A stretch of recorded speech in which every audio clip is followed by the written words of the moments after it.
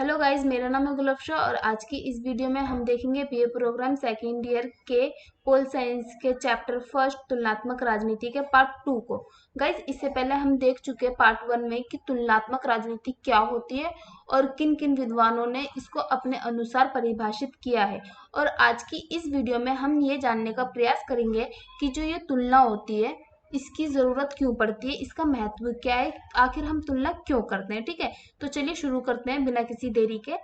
हर तरह के मानवीय चिंतन के लिए तुलना जरूरी है। ठीक है, यदि मानव कोई भी चिंतन करता है तो उसके लिए इसमें बताया गया है कि तुलना जरूरी है।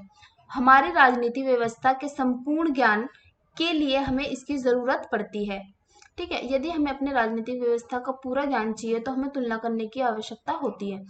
एक राष्ट्र के अतीत और वर्तमान की तुलना करके उस राष्ट्र की अन्य राष्ट्रों के अनुभवों से तुलना करके ही हम उसका गहन अध्ययन कर सकते हैं। इसमें ये कहना चाहता है कि एक राष्ट्र उसके अतीत की तुलना और उसके वर्तमान की तुलना की, ठीक है, तथा उस राष्ट्र के अन्य राष्ट्रों के अनुभवों से तुलना की।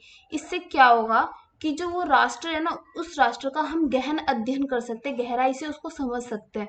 ठीक है, मेन इसमें ये है। अब देखिए, जब हमारे समाजों की राजनीति को समझा जाता है तो इससे विभिन्न राजनीतिक विकल्प सामने आते हैं। यदि हम जब समाजों की राजनीति को समझते हैं तो इससे क्या होता है कि जो राजनीतिक क्षेत्र में विभिन्न विकल्प होते हैं ना, वो सामने हमारे आते हैं।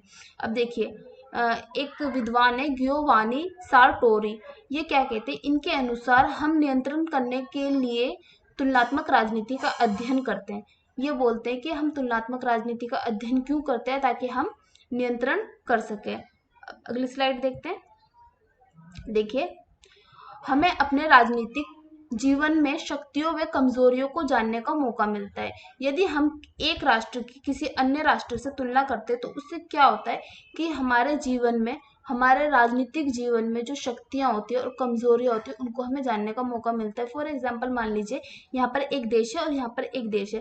ठीक है, अब ये देश तो बहुत सफल है, ठीक है, और ये देश सफल नहीं है। तो हमने क्या की, इन दोनों की राजनीतिक व्यवस्था की तुलना कर दी। अब हमें इसमें क्या पता चला कि इस देश की जो नीतियां हैं वो काफी अच्छी है ना, और यहाँ की व्यवस्था भी बहुत अच्छी है, अनुशासन बहुत अच्छा है ना। कुछ इन्होंने ऐसी तकनीकें अपना रखी है जहाँ जिसके कारण इधर की व्यवस्था अच्छी है। तो अब ये राष्ट्र क्या करेगा, इस राष्ट्र को क्या पता चला, अपनी कमजोरियों को पता चला ना, है ना, और इस राष्ट्र को क्या पता चला, इसकी शक्तियां।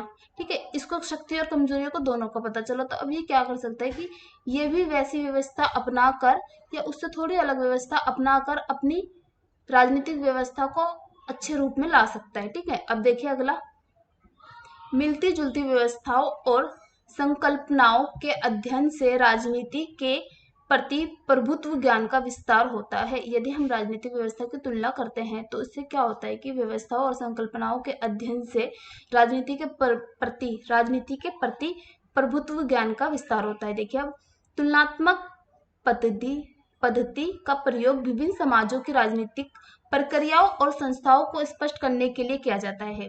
ठीक है, इसमें क्या बोला है कि जो तुलनात्मक राजनीति है ना, इसका प्रयोग क्यों किया जाता है, समाजों की जो राजनीतिक प्रक्रिया है, अब समाज में जो भी राजनीतिक प्रक्रिया चल रही है और जो संस्थाएं है ना, उनको स्पष्ट करने के लिए किया जाता है कि कैसे कैसे क्या क्या काम करती है। अब देखिए, एक विद्वान यहाँ पर है रोबर्ट ए डाहल, है ना, रॉबर्ट ए डाहल के अनुसार तुलनात्मक राजनीति हमारे चारों ओर घटने वाली घटनाओं को व्यवस्थित और व्यवहारिक तरीके से समझने में मदद करती है। ये बोलते हैं, जो ये रॉबर्ट ए डाहल है, ये क्या बोलते हैं कि तुलनात्मक राजनीति जो है ना, हमारे चारों ओर जो भी घटनाएं घटती है उसको व्यवस्थित और व्यवहारिक तरीके से समझने में हमें मदद करती है। अब देखिए, तुलनात्मक उपागम राजनीति विस्तृत क्षेत्रों की बड़ी से बड़ी समस्याओं को समझने में मदद करता है। तुलनात्मक राजनीति के जितने भी उपागम है, ये क्या करता है, राजनीति के विस्तृत क्षेत्र होते हैं ना, उनमें जो भी बड़ी से बड़ी समस्याएं होती है उसको समझने में मदद करते हैं। ठीक है, आगे देखते हैं। अब देखिए, ये हो गया हमारा तुलनात्मक राजनीति क्यों जरूरी है, हमने पढ़ लिया। हमारी शक्तियों का पता चलता है, हमारी कमजोरियों का पता चलता है ना, राजनीतिक क्षेत्र में हम उससे गहन अध्ययन कर सकते हैं, क्या व्यवस्था हमें अपनानी चाहिए, क्या नहीं अपनानी चाहिए, है ना, उन सबका पता चलता है। अब देखते हैं हम जो तुलनात्मक राजनीति है इसकी प्रकृति कैसी है। देखिए, तुलनात्मक राजनीति की प्रकृति निश्चित रूप से वैज्ञानिक है ना। इसके संबंध में वुड का मत है। वुड एक विद्वान है, ये क्या बोलते हैं कि इस क्षेत्र के नामकरण में तुलनात्मक शब्द लाने का एकमात्र कारण यह था कि इस बात पर बल दिया जाए कि क्षेत्र की राजनीति विज्ञान के प्रति जो जिम्मेदारी है उसके अनुसार विश्व में विद्यमान राजनीतिक व्यवस्थाओं का राजनीति विज्ञान के सिद्धांत निर्माण और सिद्धांत की सामान्य खोज में तुलना के लिए इकाइयों के तौर पर स्वीकार किए जाए। मोटे तौर पर प्रकृति के संबंध में दो दृष्टिकोण पाए जाते हैं। देखिए, अगर जब भी कोई मत देता है ना विद्वान, तो उसको हम ज्यादा बदल नहीं सकते, इसलिए आपको इसको ऐसे ही समझना पड़ेगा। ये बोलते हैं कि विश्व में विद्यमान राजनीतिक व्यवस्था, विश्व में जितनी भी राजनीतिक व्यवस्थाएं का राजनीति विज्ञान के सिद्धांत निर्माण और सिद्धांत की सामान्य खोजों में तुलना के इकाइयों के लिए तौर पर स्वीकार किए जाए। मोटे तौर पर प्रकृति के संबंध में दो, अब देख लेते हैं हम सिंपल सा, दो कौन से दृष्टिकोण है। देखिए, तुलनात्मक राजनीति, लंबावत तुलना, ठीक है। इस मत में विश्वास रखने वाले विचारकों के अनुसार, इस मत में जो विचारक विश्वास रखते हैं वो क्या बोलते हैं कि तुलनात्मक राजनीति एक ही देश में उपस्थित विभिन्न स्तरों पर स्थापित सरकारों का विश्लेषण और अध्ययन है।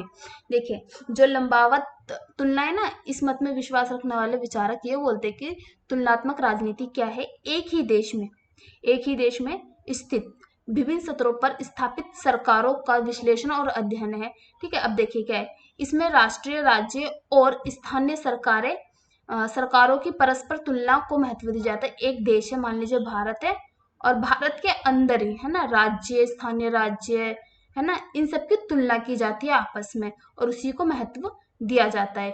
तो ये एक प्रकृति तो ये कहती है। अब दूसरी प्रकृति इसकी क्या कहती है, देखिए, तुलनात्मक राजनीति का क्षैतिज प्रकृति, ठीक है, यहाँ पर कहानी किया जाएगा तुलनात्मक राजनीति की क्षैतिज प्रकृति। देखिए, इस मत में विश्वास रखने वाले विचारकों के अनुसार तुलनात्मक राजनीति राष्ट्रीय सरकारों का क्षैतिज तुलनात्मक अध्ययन है। इस मत में जो विद्वान विचारक विश्वास रखते हैं वो कहते हैं कि तुलनात्मक राजनीति राष्ट्रीय सरकारों का क्षैतिज तुलनात्मक अध्ययन है। इस धारणा आएगा यहाँ पर, इस धारणा के अनुसार तुलना दो प्रकार से की जा सकती है।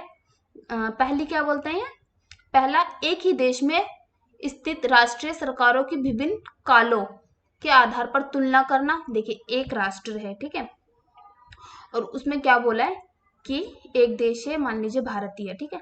इसमें बोला कालों के अनुसार तुलना कीजिए कि मान लीजिए पहले सबसे पहले क्या थे हमारे कांग्रेस, है ना, कांग्रेस के काल की तुलना कर दी हमने, है ना। इंदिरा गांधी के काल की तुलना, इंदिरा गांधी कांग्रेस में आते हैं बट काल के अनुसार देखेंगे हम, इंदिरा गांधी के काल की तुलना कर दी, है ना।